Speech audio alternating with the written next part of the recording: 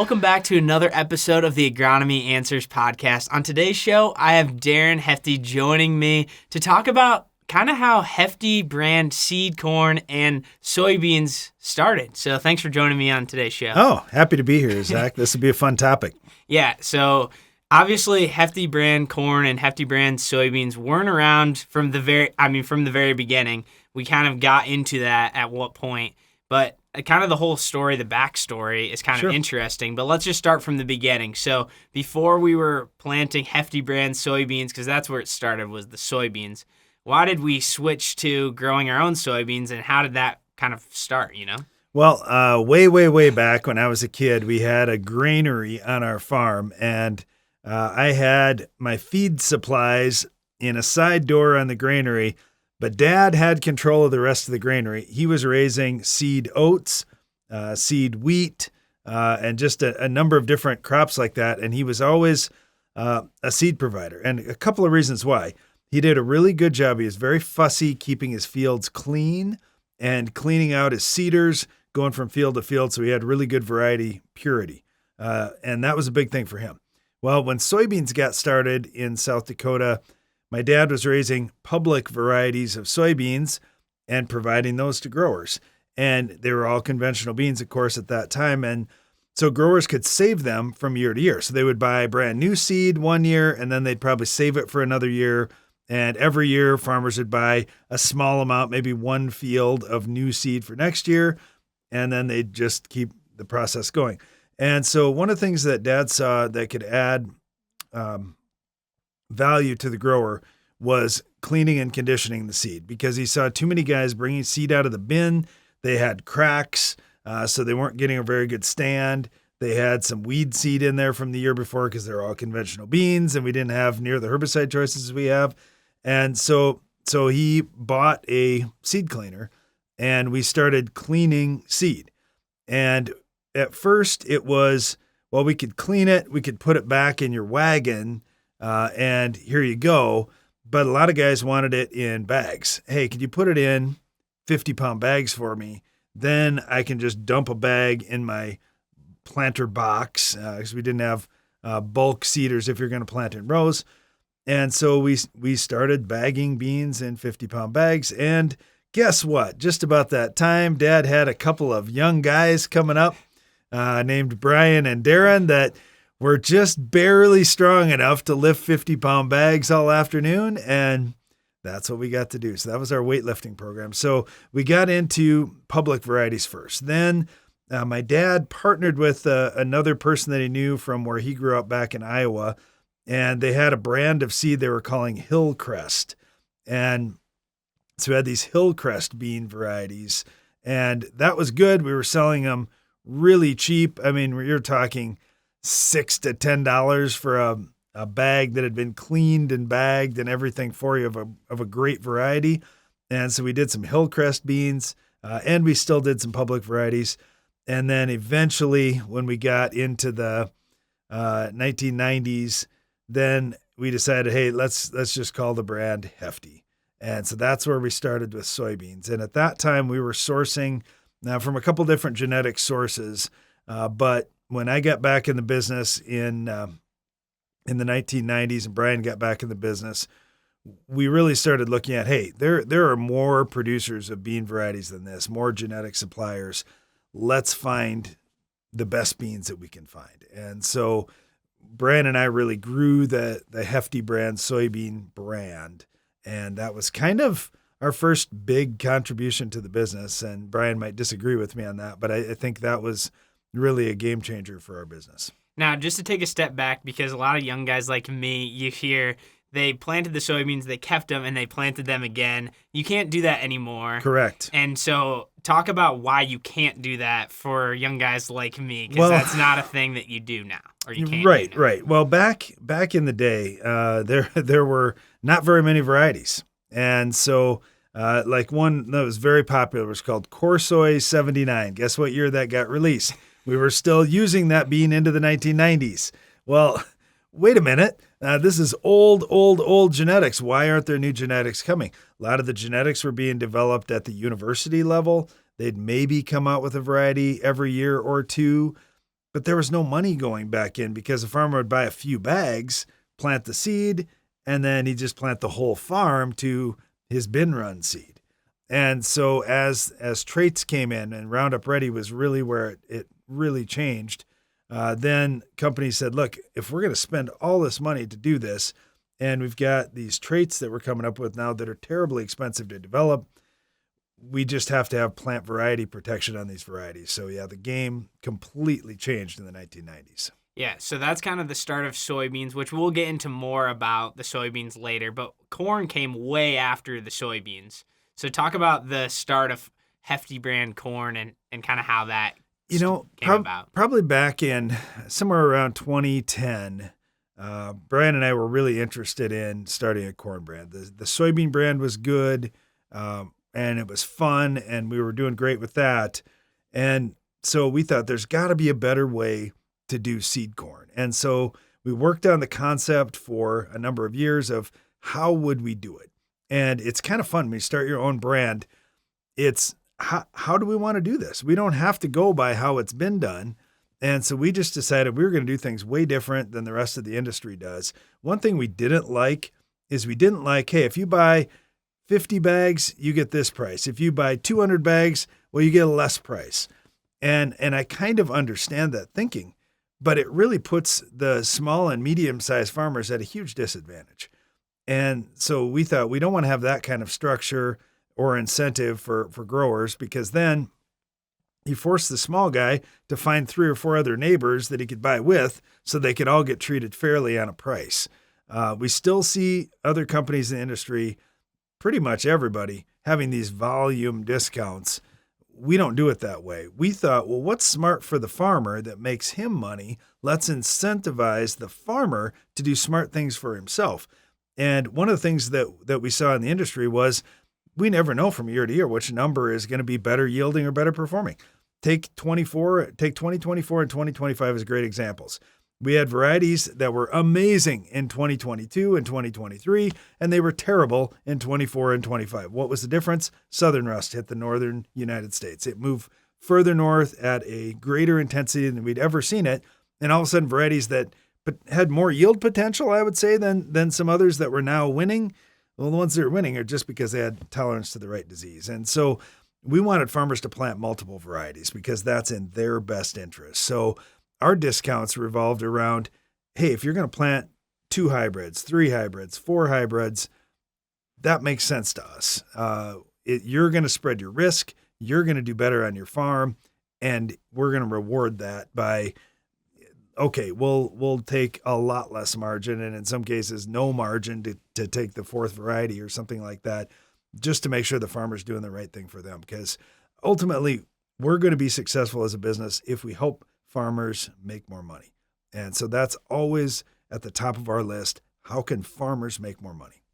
Yeah, one of the interesting things as we've talked about either soybeans or with corn is when you're independent, you can really look outward and kind of pick and choose what you really want, because you're not, you have no background. It doesn't matter what you pick. It's just whatever like works and fits the best kind of in our region. So talk about how you go about picking the genetics that make it into a Hefty bag. Well, you're right. Being an independent allows us to look at everybody, and we're legitimately working with all the major breeders on corn and on soybeans. And it's been really fun just to be able to compare that. Hey, let's try your best and let's try your best. And we've got Magic Johnson over here and we've got Michael Jordan over there, and we can use both. That's awesome. And they each have different strengths, and they're going to work in different environments. And that's great for us because some of our customers are most concerned about drought tolerance. How can you handle dry conditions? Much of our region, there's little to no irrigation. That's a huge play. Other areas, hey, how do you handle wet environments? How do you handle high pH? How do you handle heavy disease pressure? Those kinds of things. So it's fun to be able to pick and choose from all the different breeders and figure out what we've got. So our lineup, you could literally buy 4 Hefty hybrids. They could come from 4 different genetic providers with multiple different trait packages if you want, with totally different characteristics, completely unrelated genetics, and spread your risk on your farm even more than you ever would Even if you said, well, I'm already buying from two companies, they might be sourcing genetics from the same place, and you might be planting some of the same varieties. So by working with a company like us, you know you're going to get diversity out there, and you're not going to be doubling up on hybrids. The other big thing, Zach, and you mentioned this too, when you run your own seed company and you can make your own choices, one of the big frustrations that we had was seed treatments. And when we talked to genetic suppliers, when we talked to other seed brands, none of them were really worried about what was on the seed treatment. Many of the seed companies over the years became owned by big chemical companies. And in fact, the biggest 3 seed companies in the world are owned by ag chem companies. What are they going to put on for seed treatment? Well, they're going to put on what their ag chem company owns because that keeps their cost position low.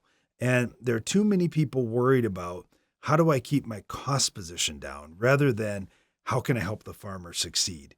And for us, we just saw this trend, and this has been going on for a lot of years, that earlier planting is resulting in higher yields. Well, if you're planting early, it's cold and it's wet no matter where you're at. And so more fungicides were going to help. A diversity of fungicides was going to help. More insecticide and a diversity of insecticides was going to help. And so that's what we had been working on for a number of years as well. So when we came with our own corn brand, we were ready to go with the world's best seed treatment package because our seed treatments we were also going to source from all the different providers. We didn't care if one came from this company, another from that one, and a third component came from a different company. We didn't care. And so that was a big deal for us. And also on the naturals front, we were able to put on whatever naturals provided the best benefit. Well, we'd been experimenting on everybody else's seed brand, trying lots of different naturals of, okay, well, which package is going to be the best? So not only were we coming with the best fungicide and insecticide package, we're also coming with the best naturals that gave us a huge advantage. So we had mentioned the genetics and picking the genetics and from all the different companies, same thing with the seed treatment. But what about testing them? Because when you go out and they're showing you, here are our best hybrids, it's not a very big space that they're showing you these hybrids. Oh, I think this one's better on drought. Well, we got to see that in the field too. And that's what you always talk about on our farm is we got to see it. We got to test it out in our field. So how do we take it from that little section that you see it to a full testing to then makes it onto a farmer's field? Well, you're right. It's very complicated. And a lot of the research that's being done is done in certain areas, and it generally doesn't change. They're on a research farm in this town, and it's always here, or it's on this side of the road this year, and it's on the other side of the road the next year. They aren't moving around. And when you look at where that testing is, I know there's one of the major breeders, and I said, what's your testing like in the Western Corn Belt? And they said, oh, west of I-35. And I was like, I-35? That's Minneapolis. That's Ames, Iowa. What are you talking about? You don't go hardly west of I-35? There's so many millions of acres of corn west of I-35. Another breeder, we were really expanding in Nebraska. And I said, let me see all your data from northern Nebraska. All their testing was along I-80. They had virtually nothing on the whole northern half of Nebraska. And so when you think about that, wow, that's a lot of the geography that we're really strong in. And we've got a lot of customers that have unique needs that aren't being met by these other companies. So our testing program is across the areas that we cover with Hefty brand seed. And we go to actual farms with actual farmers and do actual plot work. And then the other thing is we've got a team of guys, me included, that gets out to these plots, takes a look, makes observations through the year, and it's just different. And I know there's a frustration in the seed industry from a lot of the actual breeders that are farm guys or gals that they're being forced to do more work on the computer. And what we're doing at the same time is getting more boots on the ground in the field to see what's really happening. And it's allowing us to make better selections. It's allowing us to diagnose problems faster and make better recommendations to farmers too. Yeah, because all this research, because then we talk to you guys about, oh, we want to position these specific hybrids or varieties in these specific areas because we have these trials in these different areas, and you guys are out looking, okay, this one does not perform as well in drought conditions. Oh, this one needs more, this needs irrigation or stuff like that. So then it makes it really nice for all agronomists really to be able to find out what actually works in different areas. Yeah, and honestly, even the genetic providers, the people that made these crosses, are contacting us saying, "Okay, what do you guys see when you get into that extreme western drought environment?" And the other thing that they notice is, "Hey, you're producing a lot of this hybrid. Why are you guys so big on this hybrid?" And I mean, that's our internal information that's leading this. That hey, we've found a niche for this, and this is one of the things with the big breeding companies, and they do a great job at getting lots of different choices. The challenge is sorting through all that data. And for the big companies, they want to produce a large quantity of something they can sell over a very broad geography. And that's great for them. And you know what? If I was in that position where I had to sell, 50 million acres worth of seed, then yeah, I'd probably be much more interested in that. But I'm not. I'm in the position of, hey, I want to provide each farmer that we work with the best products for their specific geography and their practices. Well, if I'm a no-till farmer in central South Dakota, nobody has that data for you from a big company, and the hybrid that's going to work for you might not work in Illinois and Indiana. So it's awesome that we can pick products for different geographies that in many cases are going to exceed the performance of some of the biggest brands out there and maybe even the companies we bought the genetics from. But by placing them in a unique position, we can do something nobody else can and create a lot of value. Yeah, so talking about different value-added things, so talking about picking specific genetics or varieties, picking different seed treatments, placing them correctly, stuff like that. There's been a lot of changes probably since the beginning of these brands, soybean and corn, to now. What are some of those big changes, and what are you looking forward to, or things that could be coming in the future for these brands? We've had a germination lab for a long time, but it was pretty small. We've added great staff members who are amazing, the best we've ever worked with. And we've built great facilities now to be able to do more seed testing in-house. So we're testing seed 52 weeks out of the year, and we're looking at a lot of different things that other people aren't looking at. For example, I mentioned the cold weather planting. Well, we've developed 40 series corn, and part of that is we do our germination tests at 40 degrees. And people say, "Oh, that's too cold to plant corn." Well, have you actually talked to a farmer? Because most farmers, once they get to the crop insurance date, they want to go. They want to plant. They know they're insured. And when you ask them, well, what's the soil temperature? They have no idea. Most guys aren't checking. They just look at the calendar and they look at the soil conditions. And for us, if we're past the crop insurance date and we got dry soils, we want to get started planting because we know, hey, maybe the optimum date for planting in our area is April 20th. Our crop insurance date is April 10th, but we know our yields really fall off after May 1st. Well, by being able to start April 10th, if soil conditions are fit, now we can be done planting before May 1st when our yields would really tail off. So by planting a few days earlier, we now got rid of all the later days, the last few days we would have been planting. That's making us money on the farm. And so farmers are looking for how can I reliably find the seed that's still going to have a good stand, because they're just tired of planting seed and they put 30,000 out and they have a 20,000 final stand. Well, that's just not going to work for them. When they put 30,000 out, they would really love to see, hey, I want to make sure I've got at least 27,000 there. I'd like 90% to be up and growing or better. And that's what we're doing with 40 series corn. And that's been a game changer in the industry. We've done the same thing on the seed treatments for soybeans now. We're just packing so much value in that seed treatment. And there's only so much space on the seed.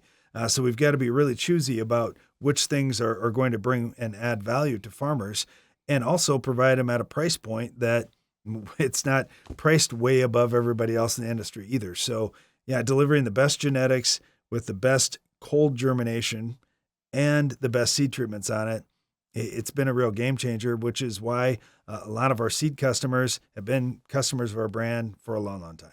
Yeah, so to kind of wrap things up completely, so if you're a grower that maybe is in our area, or maybe not, when you're looking at picking, because seed is a really big deal. I mean, if you don't have seed, good quality seed, it kind of ruins it can ruin everything, basically, So when you're looking at picking out your soybean seed or corn seed, are there a couple tips or things like, oh, you need to look for picking your disease tolerance first, or what are a couple things to look for as you're trying to pick these multiple varieties or multiple hybrids? Well, some of our best agronomists differ on what they think, as you can imagine, and the same with farmers.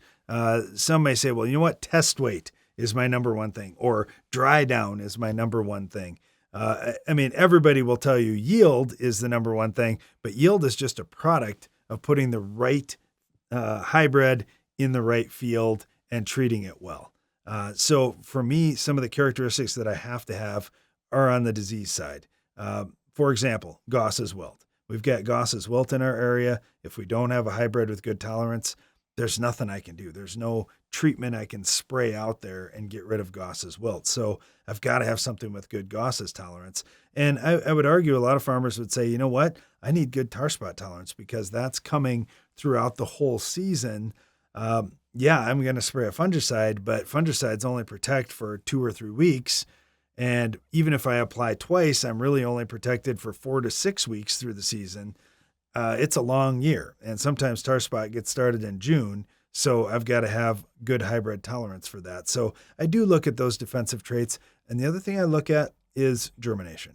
If I've got something that the tag says 95% germ, that's just the warm germ.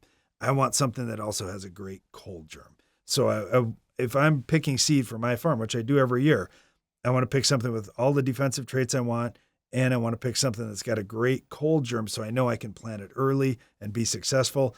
And then after that, I just want to do all the other management things right, because we've found in our plots, there isn't that much separation between the varieties.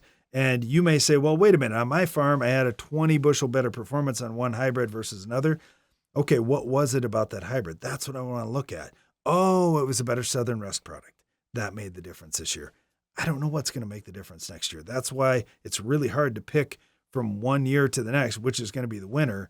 I want to plant lots of different hybrids, spread my risk, pick good defense, pick good cold germ, and you're going to be successful. Yeah, that's some good practical kind of advice for really any farmer out there looking to buy seed. And there's a good backstory into the corn and soybean brands for Hefty, because I haven't really heard all of the beginning stories about it. So well, there's a lot of story here. And then one last thing, Zach, before we go, one of the biggest ways to save money on seed. So this year, farmers have said, hey, how can I save money? I don't want to buy poor quality seed. I know if I bought something, and there have been brands over the years that have been just designed to sweep out the corners in people's sheds and get rid of the old varieties that they don't want to sell anymore. And they've sold them at huge discounts. Those brands have mostly gone away because farmers figured out, man, that $120 bag of corn is not worth what that $280 bag is. It just isn't. So I don't want that. But how do I save money if I'm spending $280 or $300 for a bag of corn? Well, the way to do it is with variable rate planting population. And this is something that's really changing in our industry fast. We're seeing a lot of growers adopting this on corn, and we're starting to see a lot of those growers now also doing it on soybeans. It makes so much difference, and just shaving a few thousand off your population in areas of the field where you don't need it is going to save you $10, $20 an acre. It's real money, and in a lot of cases, that's going to result in more performance as well. If you're overseeding, you're going to have poor performance. You're going to have more corn falling over or breaking off or just getting more disease issues. So variable rate population, that's the best way to save money this year. Yeah, that's good stuff, Darren. Thanks so much for being on this episode of the Agronomy Answers podcast. Yep, thanks. And thank you for listening or watching to this episode of the Agronomy Answers podcast. If you enjoyed it, leave a like, comment, subscribe, and we'll catch you next week.